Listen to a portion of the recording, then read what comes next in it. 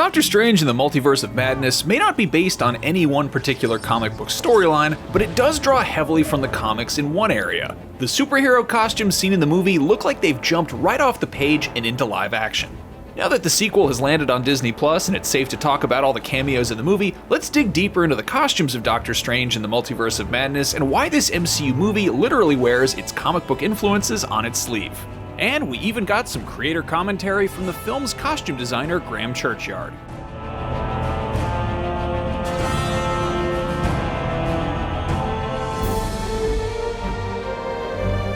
Benedict Cumberbatch plays no fewer than 4 versions of Stephen Strange in this sequel. While the main character's costume is similar to the versions we've seen in past movies, it's been upgraded with a slightly brighter, comic bookier color palette. But this one, because he'd been in so many other movies, I felt like the superhero element had to come in to that world. So the whole tunic was much more tailored. I mean, it's so detailed and paneled and just the whole structure of it. So, but everything got an upgrade. You know, the boots are sleeker, the arm defender, the van braces, they're a bit more kind of, well, they ended up being leather kind of rather than vegan leather at that. They ended up being not so fabric based to give that sort of superhero. We've also seen this Strange and his Sinister Strange counterpart manifest a third eye on their foreheads. In the comics, that third eye represents the power of the Eye of Agamotto, but in the MCU, it's a telltale sign that Stephen Strange has been corrupted by dark magics. Then there's Defender Strange, the version we meet in the film's opening, who returns in the climax as a zombie puppet.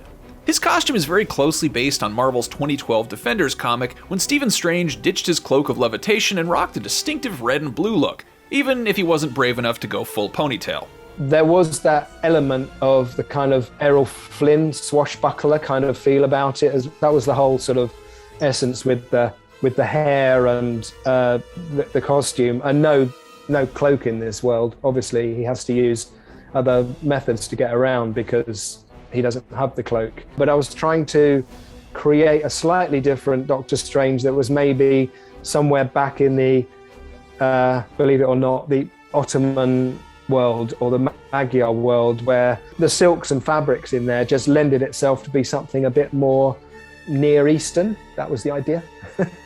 I don't know if that came across, but that was the idea.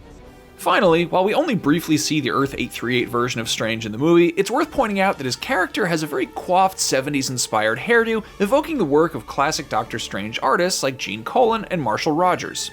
In fact, this version of Strange was originally planned to wear a blue cloak inspired by the original Stan Lee, Steve Ditko Doctor Strange comics. We made the classic, very high-collared cloak in blue. Unfortunately, it wasn't used. And because I wasn't on the additional photography because of the travel ban, I've still no idea to this day why they decided not to use the cloak. But it was at the point where he gets blasted by Black Bolt and he's in that costume. Until WandaVision, Wanda Maximoff settled for wearing a functional costume that only loosely recreated the character's comic book suit. Not so anymore. Not only is she wearing the iconic headdress and robes now, Doctor Strange 2 adds to that new look with a black undersuit. That color scheme harkens back to the 2015 Scarlet Witch series and the striking cover art of David Aja. Mayers Rebello did something much more reflective of what's in the comics. Sam wanted to take that and come up with a treatment that honoured the kind of moments in the script where she was corrupted by the Darkhold. Kind of closed in the shoulder, gave her this printed sleeve, which is in itself very elaborate. I mean, it's a custom-made print that graduates along the arm, and so you fit the person, and then you take the whole empty sleeve out, and then you design a screen and whatever your design is to fit that, so it fits the actual length of the actor that you're making it for. All of those things are sort of custom printed and custom made. And we took the WandaVision molded bodice and created a new one which has kind of pits and scars and deterioration in it. Actress Xochitl Gomez definitely dresses the part in her role as America Chavez. America's costume is practically one-to-one with the comic book incarnation, right down to the custom-painted denim jacket and the star-shaped portals that she forms with her powers. The one difference is that the MCU America has a slightly grungier look, denoting the fact that she's a multiversal refugee constantly on the run from the Scarlet Witch. And I just felt that she was like an emo teenager who in a room by herself was maybe trying to express herself in the only way she could by writing some poetry and thoughts on her coat about her two moms and where she came from and what it all meant and her adventures. So the coat is all the lettering's in Spanish and some of it is Portuguese witchcraft.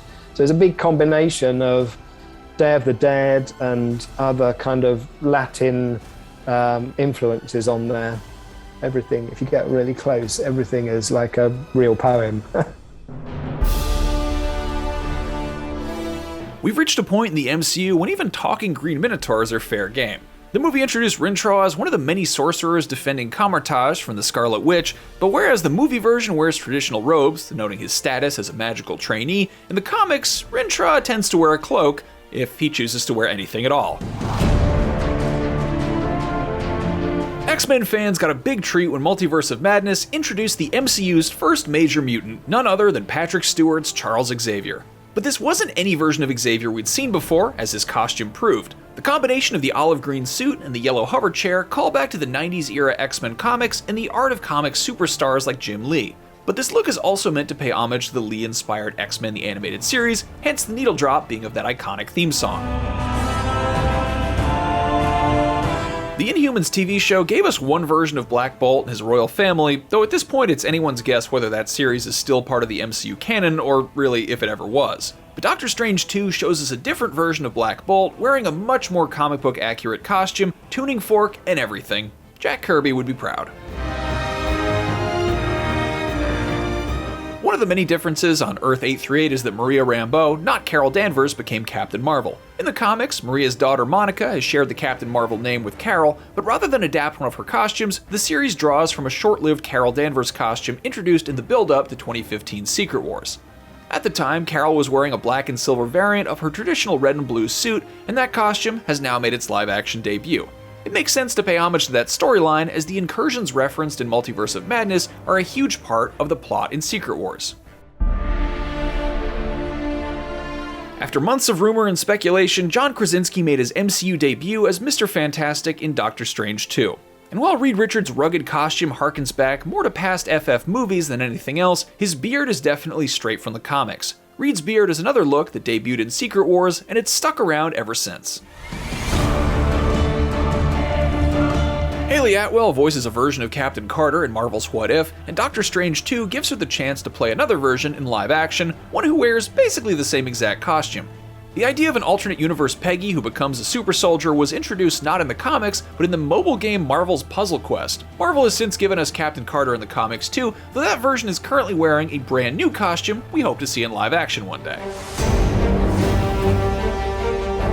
Multiverse of Madness saves its biggest cameo for last, with Charlize Theron's Clea popping up to recruit Stephen Strange to save the multiverse. More than any other character in the film, Clea looks like she walked right off the page of a Steve Ditko Doctor Strange comic, between her stark white hair and flamboyant purple costume. Wanted to create something that could almost be a bit more McQueen or Thierry Mugler kind of fashion world. That was the idea. And at the same time, her character changed somewhat. And so she was a very soft character in flowing robes, which had actually nothing to do with the comic at all. And then we went right back to the comics. So we made the pants with the big circles on, and we made something which had the big shoulders, and there's a big cloak there as well. Not every actress could pull off such a bold look, but we like to think there's a reason they cast Theron in the role. Which comic book inspired costume in Multiverse of Madness is your favorite? Let us know in the comments below, and for more on the future of the MCU and its many costumes and comic book references, make sure you like and subscribe to IGN wherever you watch.